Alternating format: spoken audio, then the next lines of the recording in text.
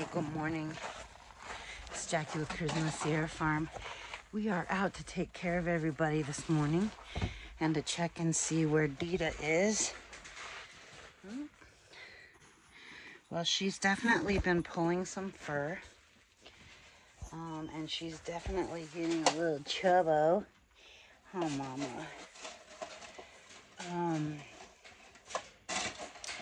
Yeah, so she's definitely been working on, let me turn this. She's definitely been working on pulling some fur. You can see some of it, but she's got a lot of it buried already. I've been watching her. Hi, mamas.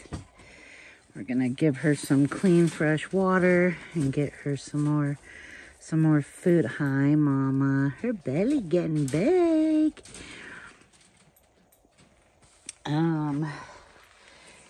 We have some celery stalks that she's been liking to munch on. Want some celery, baby? Yeah, he says, yummy. Yummy, I will take that. She's been actually really enjoying her celery instead of her food. This has been here. I haven't really had to add to it much in the last 3 days, but she absolutely loves her celery.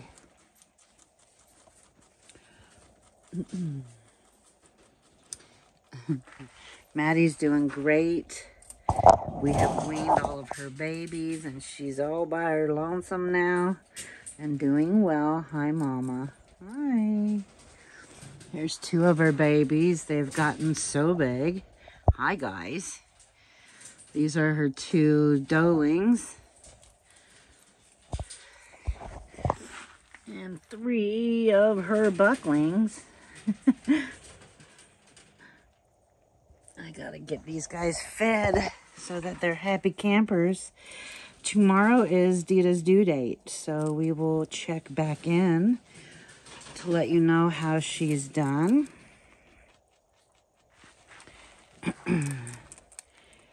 And she's still got some little bit of hay to work with here, but for the most part, she'll pull a lot of last minute fur once they're born and get them all covered up and warm. So, all right, we're gonna get back to doing our chores. I thought I could wait another day for the day that we were gonna have nothing but excellent temperatures, but that failed. This is the basil patch. That's okay, we have basil growing in the house, but let me grab one of these really quick. Actually, a couple of them. So if you've been following the channel, you know that I had massive issues with squash bugs this year. So the soil, so that they cannot hide and shelter themselves this winter, I'm going to build a hot compost pile right here with some green matter. So that would be this green. This is also green.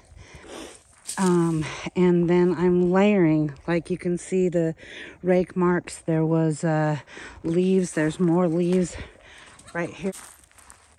But you can see leaves here. So I'm just raking those into the pile as well. And I'm just kind of layering it as I go. We really want to heat this pile up and just kill whatever might be lurking so that we possibly don't have issues in the spring. So all of this matter will be turned into, I mean, there's lots of it, as you can see, lots of leaves, lots of green stuff we need to get down. It'll all go into this pile right here. I'll probably extend the pile down a little bit here, but the goal is to absolutely heat this pile up to at least 160 degrees and kill anything that might be in it. And we will leave the chickens to also forage through this and do their thing. So we still have carrots to harvest. We still have some strawberries going strong. And then our beets are over there and we'll go check on those in a minute. But that's the plan. So I'll be using this soil, which there was a problem towards the end, and right here where we had squash bugs pretty good. So I will be moving this into the compost, the hot compost pile, and we will just layer. We'll add straw in here if I run out of leaves. I can take some, I mean, we still got this tree and that one over there to fall, and all of these. So we'll have plenty of carbon to add to this pile. And obviously, as you can tell, we will have lots of nitrogen, and we'll just keep layering. So that's the plan, and hopefully that will work on killing off the squash bugs we had the issue with.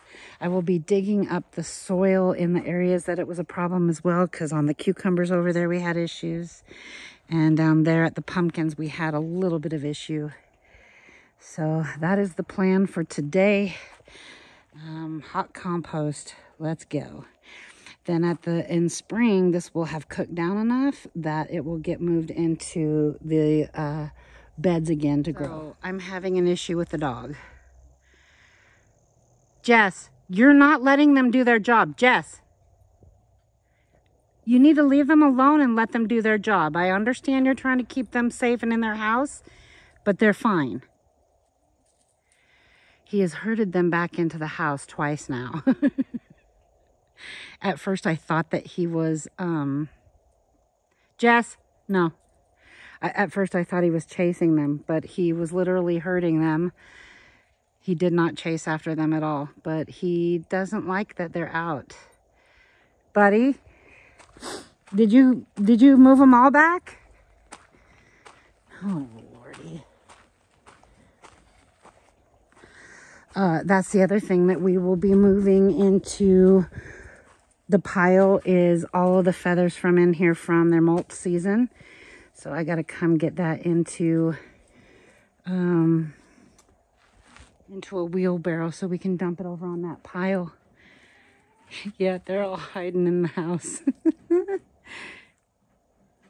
Jess, leave them alone, buddy. They need to come out. It's free feed season.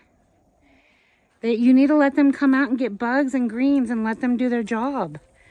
Okay? You're a good boy. Okay, so just to show you, I've been adding layer after layer. As you can see, there's feathers and leaves for nitrogen and carbons. I've added comfrey, which will feed the soil, NPK, and probably loads of other things. So I'll be covering this with more, let's see, we've got leaves and grass clippings that has begun to break down in the chicken pen. So there's chicken poop in here as well as more feathers. But we will cover all of this up. And, you know, the goal is to feed your soil, not your plant. So we are feeding soil like crazy. And this is the growing medium that we will be using in our beds next year. We will not allow things to overwinter in the beds this year. Of course, minus our strawberry bed that will remain. And as you can see, we have a whole bunch more strawberries growing on the outside. So we have a lot more to accomplish in this. This pile is going to get large. So, and to hot compost, you want to get at least 3 foot by 3 foot by 3 foot. So that's what we're working towards. Of course, I'm going longer, but as long as I can get it 3 foot wide by 3 foot tall, we're good. So here's what we're doing. All right. So here is the pile. It's now, we started out with just this strip, and I've added this strip. It's got everything from the plant material out of the beds over there to the basil plants that came from over there. We took some leaves out of the hot compost bin over there, along with some grass clippings and some rabbit poop and some feathers and compost from the chicken yard. And you can see there's some grapes in here and some tomatoes and tomato plants underneath here. So we will keep building this up higher and higher, maybe even wider. Once it cooks down, I will go ahead and put some castings in there, hopefully with some cocoons and worms in there, and they'll just continue to help break it down.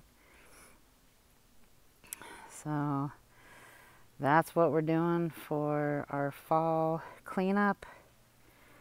And we will be able to use this for next year's garden beds. You know, I'm still working on getting this all done. So this pile is going to be really big. I'll probably have to extend it out this way. But the goal is to use all of the material that you see here. All the dead material basically is what I'm telling you. And the leaves will end up in this pile, as well as steer manure, rabbit manure, steer manure, rabbit manure, poultry, chicken manure. Get down off of the pile. Get down. You don't get to go up there, sorry. That's going to be for the chickens to take care of, not you.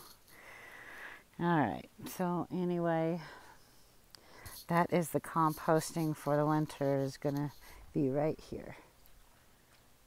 And this little guy's still hanging out in his pool, and it's November 2nd. He loves his pool. Isn't that right, buddy? Right. Well, you all have an amazing day. I'm just going to keep chipping away at all this work. Let me know in the comments down below, what are you working on this November 2nd?